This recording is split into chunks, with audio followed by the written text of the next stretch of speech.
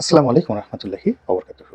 সম্মানিত দর্শক, সিরিয়াতে বাশার আল আসাদের সরকারের পতন, সেখানে বিদ্রোহীদের জয়লাভ, নতুন সরকার গঠন এবং সিরিয়া জুড়ে নতুন করে যে যুদ্ধের উন্মাদনা এবং সেই যুদ্ধের উন্মাদনায় তুরস্ক, ইরান, তারপর সৌদি আরাবিয়া তারা রাজনীতির পাদপীঠে এগিয়ে এসেছেন। আর অন্যদিকে ইসরায়েল তারা সরাসরি যুদ্ধে নতুন করে আবার আত্মনিয়োগ করেছে এবং মারাত্মক দামেস্ক সহ অত্যন্ত গুরুত্বপূর্ণ যে কৌশলগত স্থানগুলো রয়েছে সেই স্থানগুলোতে ব্যাপক বোমা হামলা শুরু করেছে।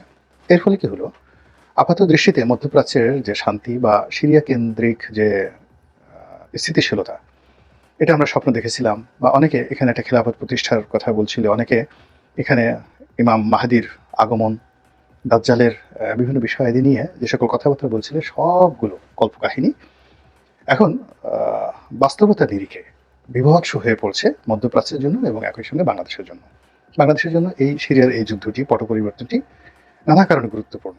এই কারণে আমি সিরিয়ার সমস্যাগুলো খুব সংক্ষেপে বলে নিই, বাংলাদেশের জন্য যে সমস্যাগুলো হতে পারে এবং যে বিপদে বাংলাদেশ পড়তে যাচ্ছে অর্থনৈতিক এবং রাজনৈতিক ক্ষেত্রে, সেই বিষয়টি আলোকপাত করে খুব সংক্ষেপে আজকের ভিডিওর এই কন্টেন্টটা শেষ করব।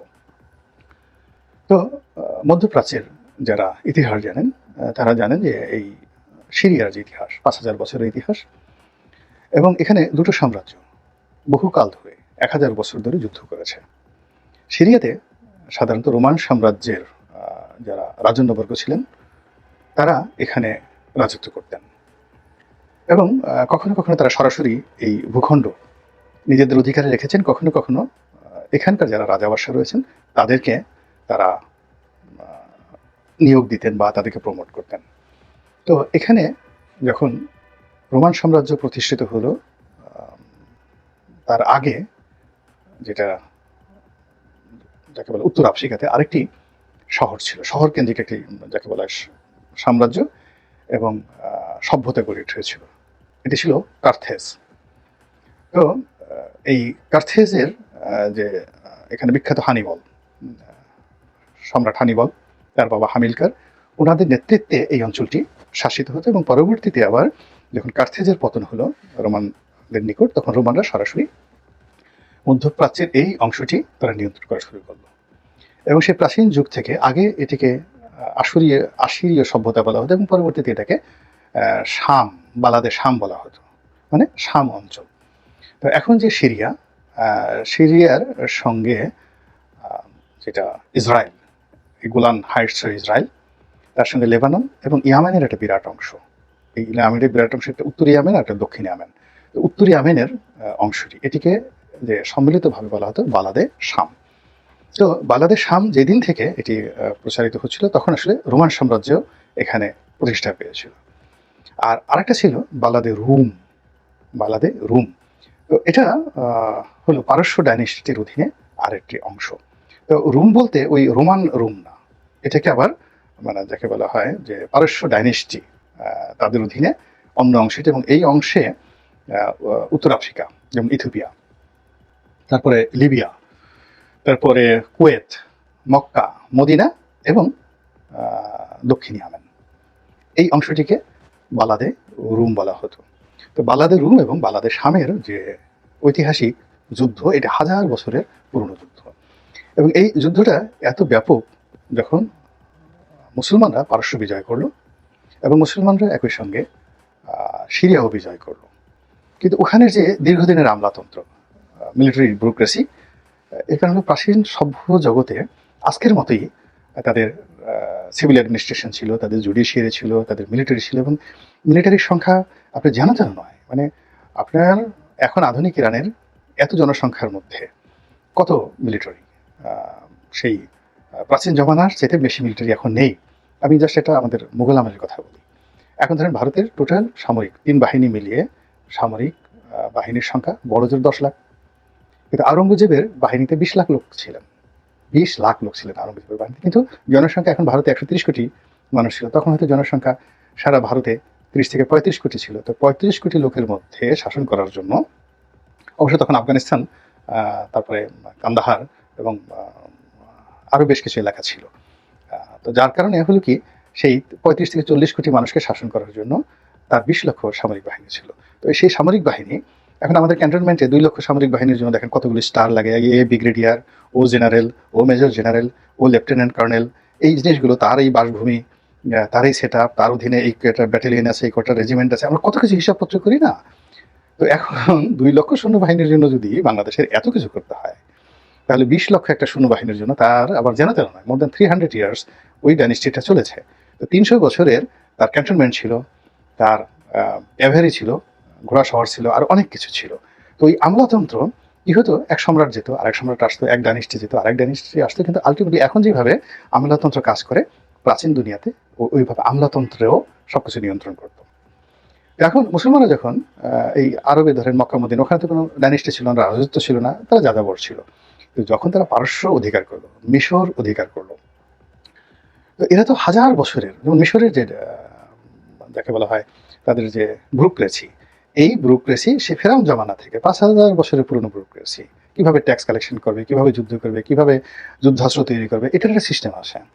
তদ্রূপ এই বালাদের শাম এবং বালাদের রুমের যে military bureaucracy, civil bureaucracy, judiciary, তাদের যে হাজার বছরের বিরোধ, এই বিরোধটা মুসলমানরা যখন পেল, হযরত উমরের জামানাতে এটা মাথা ছাড়া দিতে পারেনি, কিন্তু ওসমানের জামানাতে, হযরত ওসমান রাদিয়াল্লাহু তাআলা আনহুর জামানাতে এটা রীতিমতো গৃহযুদ্ধ শুরু হয়ে গেল।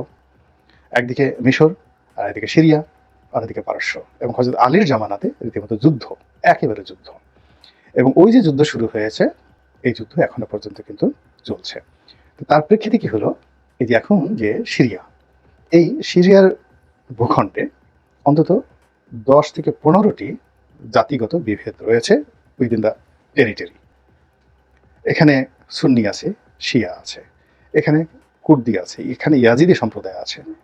এরকম 10 থেকে 12টা যারা এই সিভিল ওয়ারের সুযোগ নিয়ে, কেউ 10টা শহর, কেউ 2টো শহর, কেউ একটা বনাঞ্চল, কেউ 2টা মরুভূমি দখল করে যে যার মতো রাম রাজত্ব সেখানে কায়েম করে আছে। এর বাইরে এখানে আমেরিকা আছে, রাশিয়া আছে, তুরস্ক আছে, কাতার আছে, ইরান আছে, হিজবুল্লাহ আছে, এবং সবাই এই টেরিটরিটাকে যার যার মতো ভাগ করে নিয়েছে। এখন এই যে যারা দখল করলো, তো এরা স্পষ্টত বোঝা যাচ্ছে যে হিজবুত তাহরির লোক, ইন্টারন্যাশনাল হিজবুত তাহরির লোক। তো এই যে তাহেরি আর শামস আর শাম, তো এই হিজবুত তাহরির যেটা সংগঠন, এতে কোনো সন্দেহ নেই, কিন্তু তার আগে এরা ছিলেন আল কায়দা। এরা আল কায়দার আগে, পরে আবার হয়েছেন আইএস। তো আইএস, আল কায়দা, এখন হিজবুত তাহরির। এবং এদের সঙ্গে ওখানে আসাদের সাথে তাদের দাকুমরার সম্পর্ক, বা তারা আসাদকে পরাজিত করেছে, কিন্তু একই সঙ্গে তাদের কিন্তু আবার জেরুজালেমের সঙ্গে, ইহুদিদের সঙ্গে, নেতানিয়াহু সরকারের সঙ্গে দাকুমরার সম্পর্ক। আবার তাদের সঙ্গে রাশিয়ার সাথে দাকুমরার সম্পর্ক, অ্যাট দ্য সেম টাইম তুরস্কের সাথে দাকুমরার সম্পর্ক, তাদের সঙ্গে আমেরিকারও দাকুমরার সম্পর্ক, আবার হিজবুল্লাহর সঙ্গে তাদের দাকুমরার সম্পর্ক। ফলে তারা যে স্থির হয়ে দামেস্কেতে বসবে এবং শাসন কার্য চালাবে, এটির সম্ভাবনা, পজিটিভ সম্ভাবনা শূন্য, একেবারে অসম্ভব ব্যাপার। তাদেরকে আবার নতুন করে যুদ্ধে জড়াতে হচ্ছে, এবং সেটা আলটিমেটলি শুরু হয়ে গেছে। ফলে কি হলো, আসাদ জামানাতে যতটুকু স্ট্যাবিলিটি ছিল এবং আঞ্চলিক সংহতি ছিল, এবং এই সিরিয়ার ভূখণ্ডটি যতটা আঞ্চলিক রাষ্ট্রগুলোর জন্য নিরাপদ ছিল, তার চেয়ে এটা এখন একটা ডেঞ্জার জোনে পরিণত হয়েছে। সিরিয়ার আলোচনা আপাতত এখানে রাখি, না ভিডিও বড় হয়ে যাবে। এখন এর ফলে আন্তর্জাতিক বাজারে কি কি সমস্যা হতে পারে? প্রথম সমস্যা হলো, ডলারের দাম খুব ফ্ল্যাকচুয়েট করবে। এখানে যদি আমেরিকা খুব দ্রুত এখানে কোনো সিদ্ধান্ত নিতে না পারে, তেলের বাজার এবং ডলারের বাজার এবং তাদের যে জলপথগুলো রয়েছে ওখানে, এবং তাদের যে নেভাল বেজগুলো রয়েছে, সব ঝুঁকির মধ্যে পড়বে, ইনক্লুডিং ওখানে যে মার্কিন সামরিক ঘাঁটি, তাদের যে মিলিটারি বেজ রয়েছে সিরিয়াতে, এটা সরাসরি ত্রিমুখী আক্রমণের শিকার হবে। ইরান আক্রমণ করবে, তুরস্ক আক্রমণ করবে, এবং এই বিদ্রোহীরা আক্রমণ করবে, এবং হিজবুল্লাহ আক্রমণ করবে। এত বিপদে আমেরিকা কখনো পড়েনি। তো এই বিপদের কারণে কি হচ্ছে, আমেরিকা যদি সামাল দিতে না পারে, তার gold market, metal market, London metal market যেটা রয়েছে, এবং তুলার বাজার, আন্তর্জাতিক কটন বাজার, এবং পেট্রোলিয়াম প্রোডাক্ট এবং বাই প্রোডাক্ট, সেটা হলো গ্যাস, এলএনজি, তারপরে শেষে আপনার পেট্রোল, তার সঙ্গে সঙ্গে আবার বাই প্রোডাক্ট যেটা আছে পিভিসি রেজিন, এই যত পিভিসির যে দানাগুলো আছে, পিভিসি রেজিন, এই জিনিসগুলোর মারাত্মকভাবে দাম বৃদ্ধি পাবে। এর ফলে আমরা বাংলাদেশ কি করছি, আমরা তো এখনো বাংলাদেশের যে তেলটা, বিশেষ করে আমাদের তেলটা, আপনি চিন্তা করেন, আমরা ইয়ারলি এই বাংলাদেশে এখন যেভাবে তেল কিনছি, তাতে তেল উপদেষ্টা যিনি আছেন তিনি বললেন যে বছরে 50,000 কোটি টাকা আমাদেরকে ভর্তুকি দিতে হচ্ছে বর্তমান প্রাইজে, এবং এতে 3,000 টাকা করে পার হেড আমাদেরকে ভর্তুকি যাচ্ছে এই তেলের পিছনে। এখন এই তেল যদি ব্যারেল প্রতি $20 করে বেড়ে যায়। এবং এখন আমরা যে ওপেন বিডিংয়ের মাধ্যমে তেল কিনছি, ওপেন বিডিংয়ের মাধ্যমে সেক্ষেত্রে আমাকে বাজার মূল্যে আমাকে তেল কিনতে হবে বা আমাদেরকে তেল কিনতে হবে। এবং এই আমাদের এই দুর্বল এই অবস্থার মধ্যে আমরা কিন্তু এটা স্টেবল করতে পারবো না। ২ নম্বরে দেখেন যে এই কয়েকদিনে গত ১ সপ্তাহের মধ্যে স্বর্ণের দাম ৩ বার করে বাড়ছে কমছে। প্রথমে ২,০০০ কমলো, তারপরে আবার অলমোস্ট ২,০০০ না ৩,০০০ বেড়ে গেল। তো গোল্ড মার্কেটের সাথে ডলারের যে সাপ্লাই এটি জড়িত, এবং তার সঙ্গে সঙ্গে এই যে তেল, সামনে যে তেলের এলসিগুলো করা হবে এবং তেল মার্কেট আনস্টেবল হয়ে গেলে সঙ্গে সঙ্গে আমাদের ইকোনমি মুহূর্তের মধ্যে ফল করে ফেলবে। তো কাজেই এই যে মধ্যপ্রাচ্যে যে ঘটনাগুলো ঘটছে, এই ঘটনার সঙ্গে সঙ্গে আমাদের যে অর্থনীতিতে এই বিরূপ প্রতিক্রিয়া, এই প্রতিক্রিয়ার পাশাপাশি ইউনূস সরকারের